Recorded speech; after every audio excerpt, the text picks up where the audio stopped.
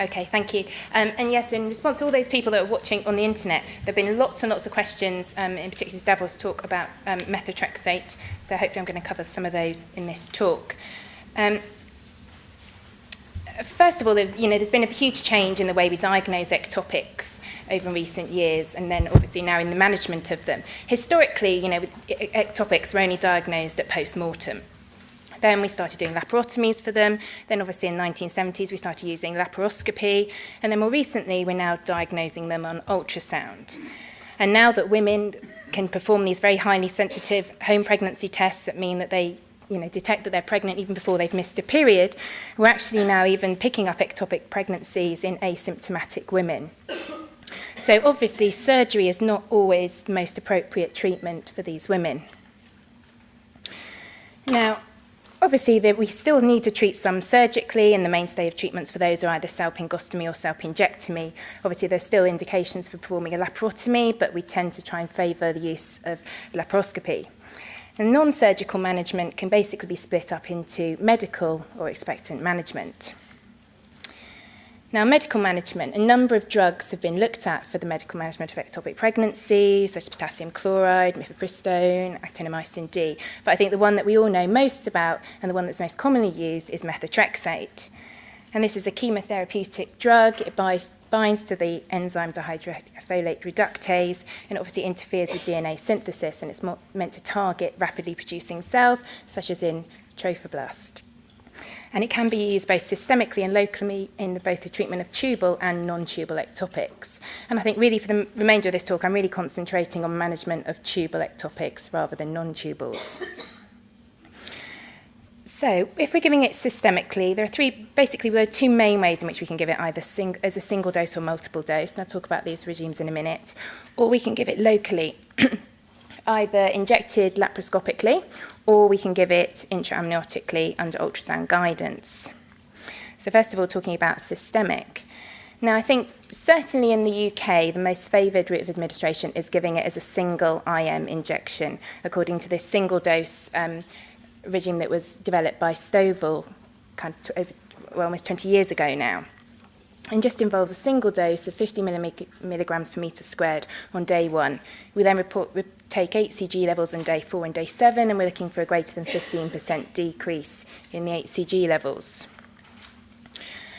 This is in comparison to the multiple dose regime, which basically involves giving 1 milligram per kilogram on alternate days, again as an IM injection, but with folinic acid rescue on the alternate days. And obviously you can see you end up giving a much higher dose.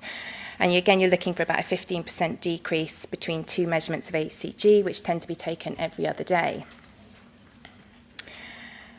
Now, looking at single-dose methotrexate, in the literature, a lot of large case series on the success of methotrexate, and there are huge differences in the success rate, anything from 65 to 95%. And there are probably a number of reasons why there are these differences in success rates.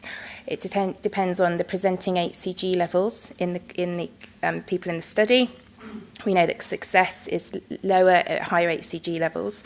Also, the trend in HCG levels. If you include everybody in your study and give them methotrexate, if you include those women that already had decreasing HCG levels, you're probably going to have a higher success rate than if you just give it to women with a rising HCG level. Also, studies sometimes use a cutoff of an ectopic mass size, not giving it to larger masses. Also, if you've got a fetal cardiac activity in your ectopic, a lot of studies don't give it to people with this, but obviously if you do give it, you already know that this is obviously very active trophoblast, so you're probably going to have a lower success rate. And also the presence of hemoperitoneum. I don't think many people would give methotrexate to a woman with a large amount of hemoperitoneum, but a little bit of hemoperitoneum may suggest that the woman's actually already having a tubal miscarriage, so it may not be surprising that you have a high success rate in some of these cases. Now, in the literature, about 3 to 27% of women will actually end up requiring a second dose, and some will even go on to have a third or fourth dose. And Petra Genis recently did a Cochrane review of this in the last few years, in 2007, and they actually said if you include success case of success after a second dose, you're actually almost developing your own individualised variable dose regime rather than just having a single dose. Now, predictors of success. As I said, probably the most studied predictor of success with methotrexate is your initial HCG level. And Kurt Barnhart's group in the States actually did a meta-analysis and looked at the results of 5 studies on a total of 500 women, and found that there was a substantial increase in the failure rate if the initial HCG was greater than 5,000. Also, a couple of groups, including us down at St George's, have looked at the changes in HCG in your ectopic before you give methotrexate as a predictor of pregnancy, failure or success with methotrexate. As you can imagine, if your HCG is increasing rapidly, you're probably going to have less success with your methotrexate. And certainly we found that if your HCG was increasing by more than 20%, or you had an HCG ratio of more than 1.2, you had a lower chance of success with methotrexate. Now, there aren't a huge number of randomised controlled trials looking at the use of methotrexate in the treatment of ectopic pregnancies, but I'm just going to try and explain some of the ones, some of the evidence that is out there. Now, there have been 2 controlled trials looking at single dose versus multiple dose, so either just a 50 milligram per metre squared or the 1 milligram per kilogram on 3 days. So a combination of these 2 studies was on 159 women, and they actually found that there was no difference in the treatment success between the 2 groups. But what they did differ, it was in side effects. Now, a lot of people say that the single dose is better because you're likely to have fewer side effects. But as you can see here, the 2 studies, in one group, they had more side effects in the single dose arm, and in the other study, they had more side effects in the multiple dose arm. So we really can't call a conclusion about side effects. Then single-dose methotrexate has actually been compared to laparoscopic salpingotomy. And actually there are 4 randomised controlled trials looking at this on 265 women. And they actually found that a single dose of methotrexate was significantly less successful in treating ectopy than having a salpingotomy. But what they did find was that the cumulative success of methotrexate increased, as you would expect, if you included the second, third and fourth doses. And while success of methotrexate was only 77% in these studies after 1 dose, it went up to 94% if you included those women that ended up with up to 4 doses. So if they include second, third and fourth doses, they actually found that there was no difference in the success rate, treatment success, whether or not you had a salpingotomy or methotrexate. What they, however, did find out was that it was much cheaper, both in direct and indirect costs, if you treat your woman with methotrexate. For example, they obviously have a reduced amount of theatre usage, shorter stay in hospital, if any stay in hospital. But those cost savings are lost if your woman had an initial HCG of more than 1,500. If she did have an HCG of more than 1,500, one, she was more likely to end up failing and ending up with theatre, and the second was that she was going to end up with a prolonged period of follow-up, which obviously adds to your costs. Not surprisingly, though, women treated with methotrexate had a significantly better physical functioning after treatment, but not necessarily better psychological functioning. Now, there's been 1 randomised controlled trial as well, also looking at different doses of methotrexate. This was just in the single-dose regime. I'm not sure where the decision to use 50 milligram per metre squared came up, but there has been a study comparing the use of either 25 milligram per metre squared or 50 milligram per metre squared, randomised to 100 women. I actually found a non-significant tendency towards a lower treatment success with the lower dose, and there was slightly more needed a second dose if they received the lower dose.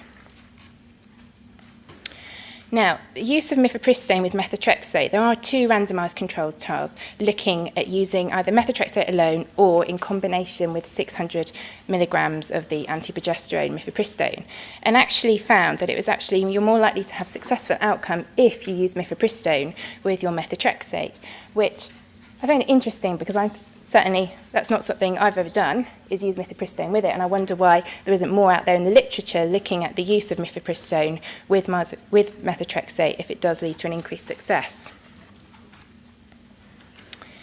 Now, following on just from this single-dose regime, as we know, 3 to 27% of women end up needing a second dose.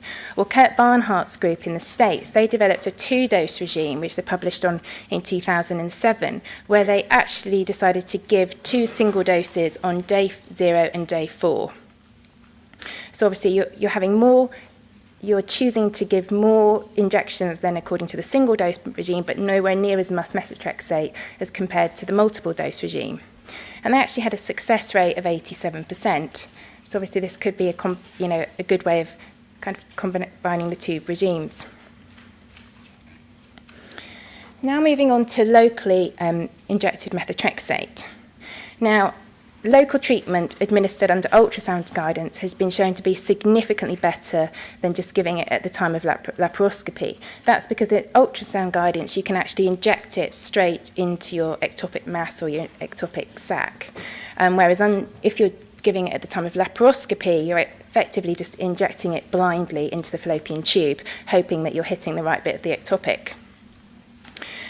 But, however, local injection of methotrexate administered under ultrasound guidance is not as good as performing a salpingotomy. Now I'm just going to move on to expectant management. And again, this has been shown to be safe and selective for a subgroup of women. Success rates vary anything between 48 to 100%. And again, this is probably for very many of the same reasons as why we have huge variations in the treatment of success rate of methotrexate. And Janine Elson, in her study in 2004, when she was at King's with Davor, they managed a lot of their ectopics expectantly, and they said that up to 60% of their ectopics could actually be initially managed expectantly. So again, as for methotrexate, predictors of success, a lower HCG level or an initial HCG level is a good predictor of success.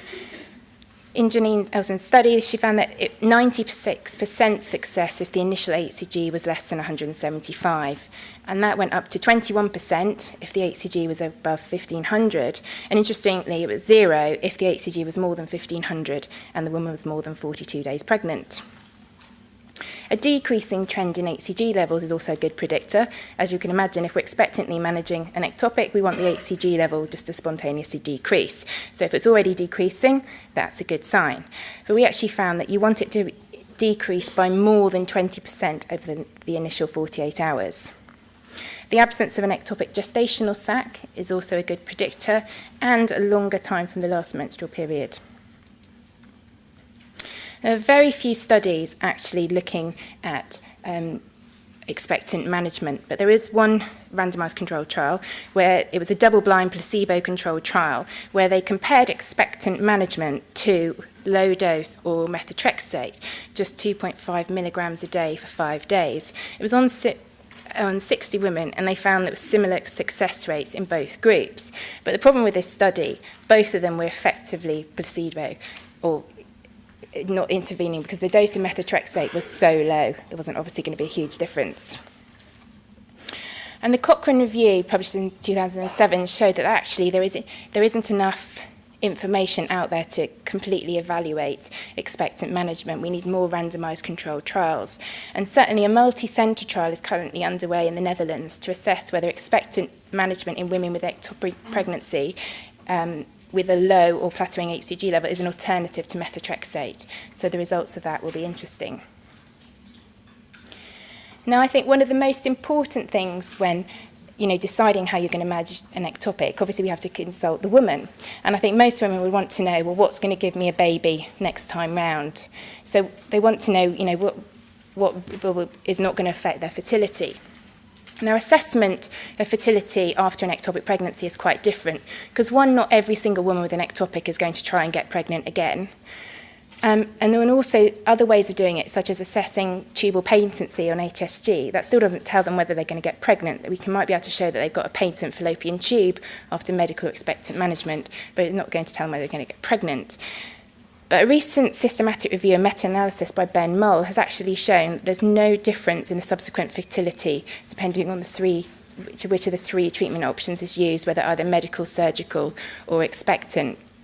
And I know Davor Jerkovic's group, they followed up some of their expectantly managed ectopic pregnancies and found that there was no difference in the subsequent fertility compared to surgically managed patients in the same time frame.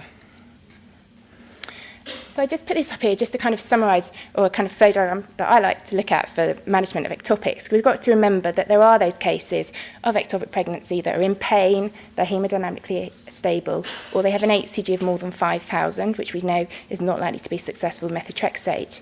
If they've got fetal cardiac activity, again, that's probably an indication for surgery. And obviously, if they have a huge amount of hemoperitoneum, again. So there are a group of women that do need to be operated on with ectopics. Then you have a group that are hemodynamically stable with only small masses and no hemoperitoneum. If their HCG is less than 3,000, it may be worthwhile repeating the HCG of 48 hours to see which way it's going. Is it already beginning to decrease? If it's more than 20% in 48 hours, it may be worthwhile then managing them expectantly. And expectant management, there are no kind of published guidelines about how often you manage them, but I think certainly, where I've worked, we often repeat the HCGs every 48 hours to check it's going in the correct direction, and then monitor weekly to less than 15. And any deviation off that, you will either consider methotrexate or surgery. If the initial HCG is anything to 3,000 to 5,000, it's probably not worth initially manage them expectantly. Probably better off to give them methotrexate straight away. If, however, their HCG is less than 3,000 and the HCG is, you've got an HCG ratio of greater than 0.8, so either you've got a decrease of less than 20% or your HCG is increasing, it's probably worth giving methotrexate.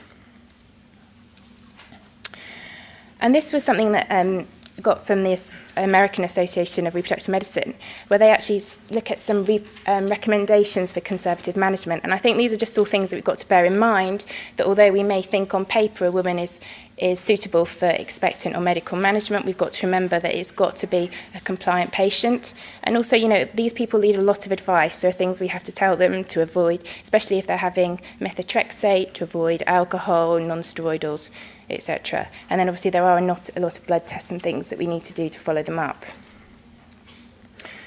So just to summarise that, earlier diagnosis of ectopic pregnancy, often in asymptomatic women, means that surgical treatment is not always needed, and so medical and expectant are suitable for appropriately selected cases. And the current evidence would suggest that there are no differences in subsequent fertility rates following the different treatment options. That's it. Thank you.